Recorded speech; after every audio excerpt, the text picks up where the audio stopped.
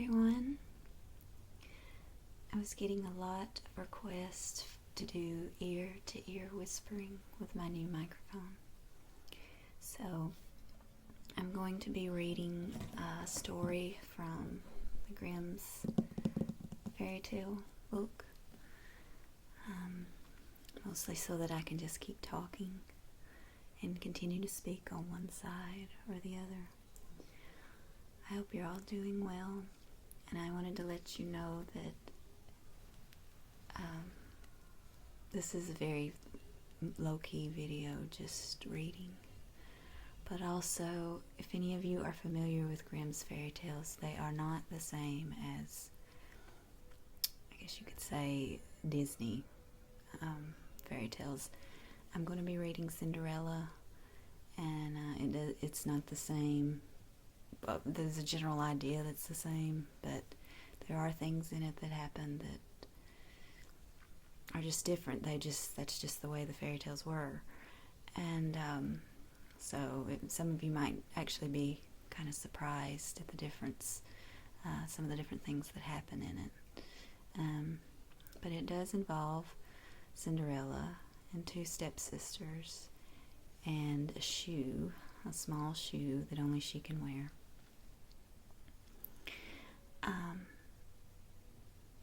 There is no fairy godmother. There are some animals that help her, though. But I was just letting you know ahead of time. It is different. Most parents wouldn't want to read it to their kids today, I don't think.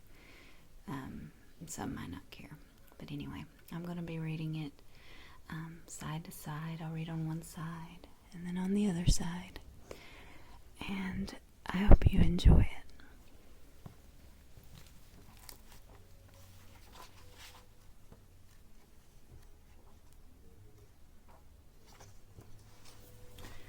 Start with this side.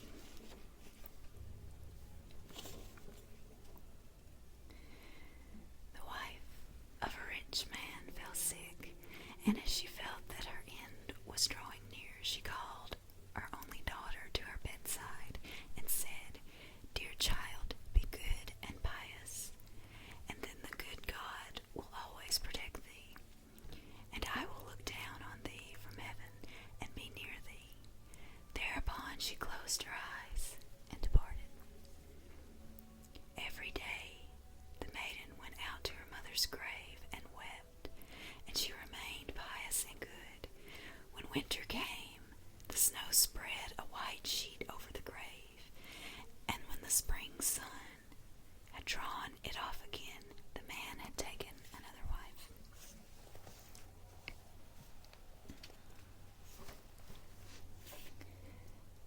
The woman had brought two daughters into the house with her, who were beautiful and fair of face, but vile and black of heart. Now began a bad time for the poor stepchild. "Is the stupid goose to sit in the parlor with us?" said they. "He who wants to eat bread must earn it. Out with the kitchen wench." They took her pretty clothes away from her, put an old gray bedgown on her, and gave her wooden shoes. "Just look at the proud princess, how decked out she is," they cried, and laughed and led her into the kitchen. There she had to do hard work from morning till night, get up before daybreak, carry water, light fires, cook, and wash. Besides this, the sisters did her every imaginable injury. They mocked her and emptied her peas and lentils into the ashes, so she would have be forced to sit and pick them out again. In the evening, when she had worked till she was weary, she had no bed to go to, but had to sleep by the fireside in the ashes. And as on the account she always looked dusty and dirty, and they called her Cinderella.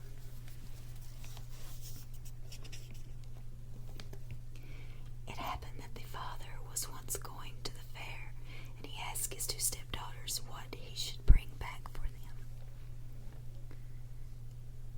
"Beautiful dresses," said one. "Pearls and jewels," said the second.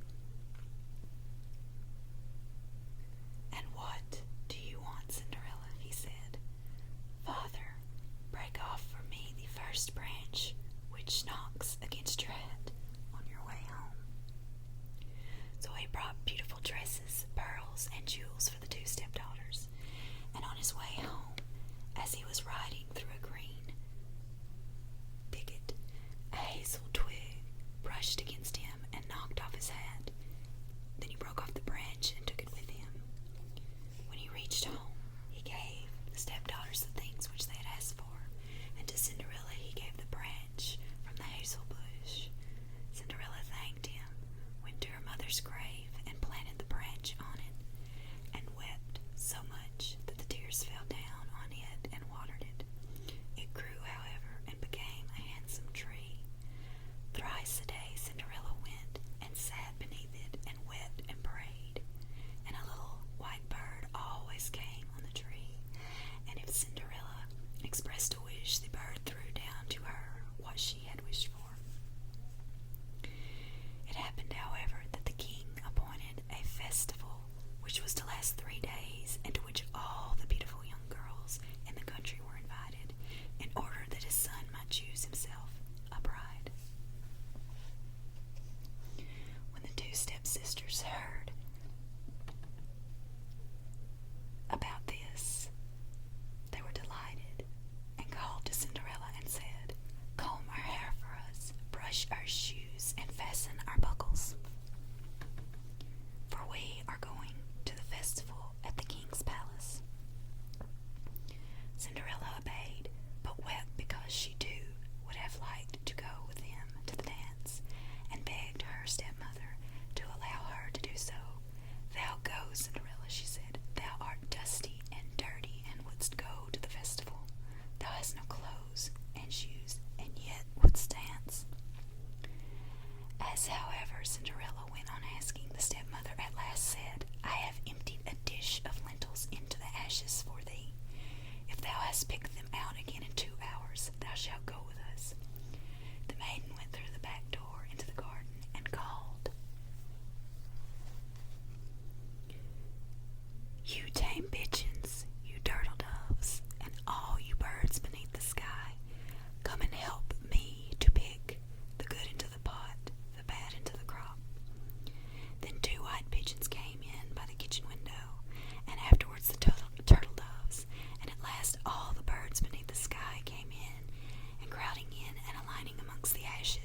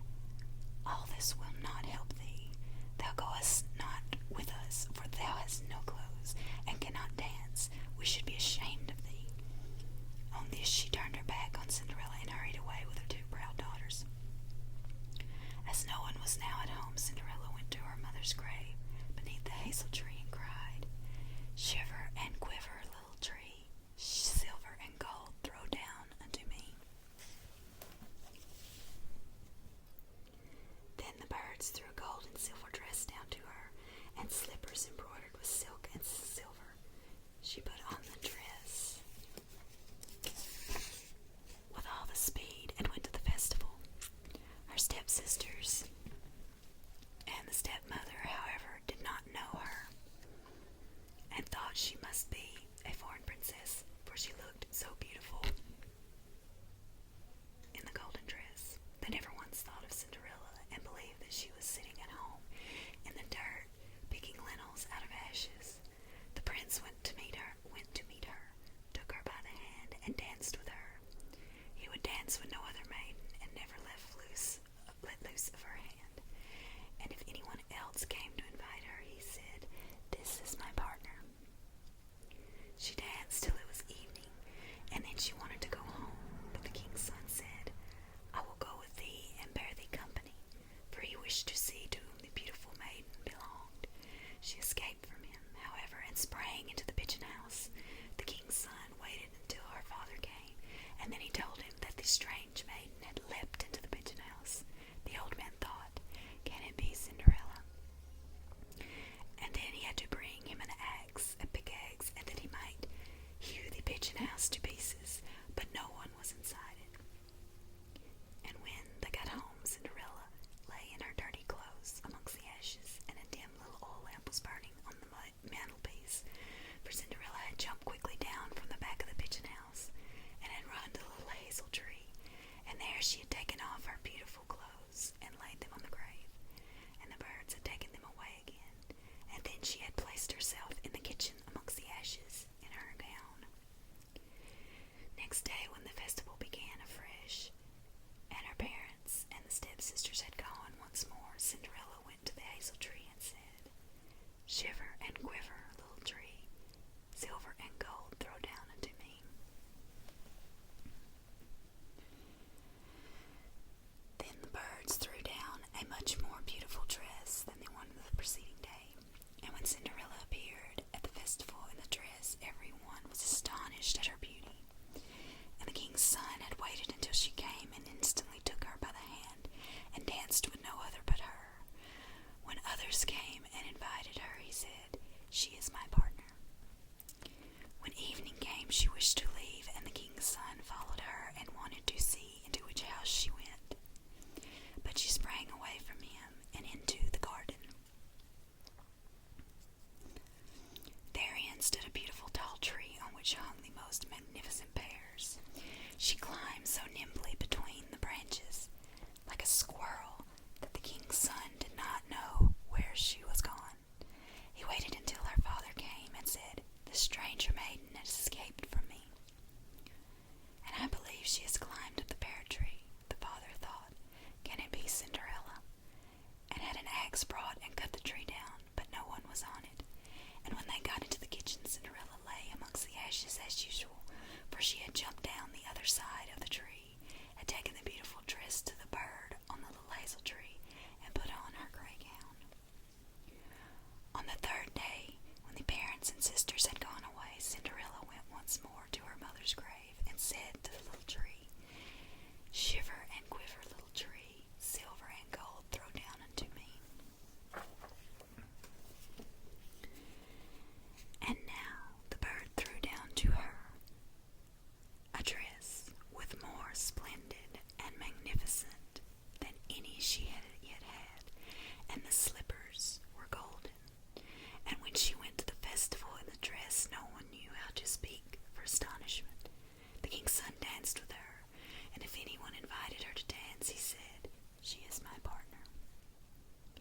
When evening came, Cinderella wished to leave, and the king's son was anxious to go with her, but she escaped from him so quickly that he could not follow her. The king's son had, however, used a stratagem and had caused the whole staircase to be smeared with pitch. And there, when she ran down, had the maiden's left slipper remained sticking. The king's son picked it up, and it was small and dainty and golden. Next morning he went with it to his father and said, "No one shall be my wife but she whose foot this golden slipper fits." Then were the two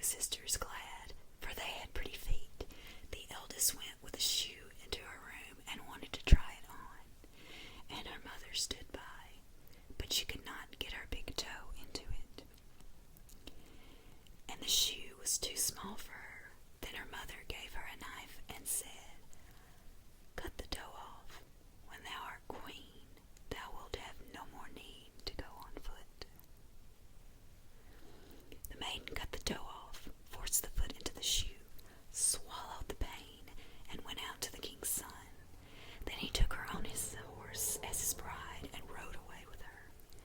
They were, however, obliged to pass the grave, and there on the hazel tree sat the two pigeons and cried.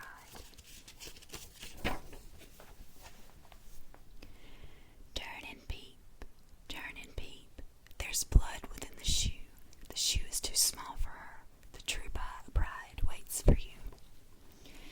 Then he looked at her foot and saw how the blood was streaming from it. He turned his horse round and took the false bride home again, and said she was not the true one, and that the other sister was to put the shoe on.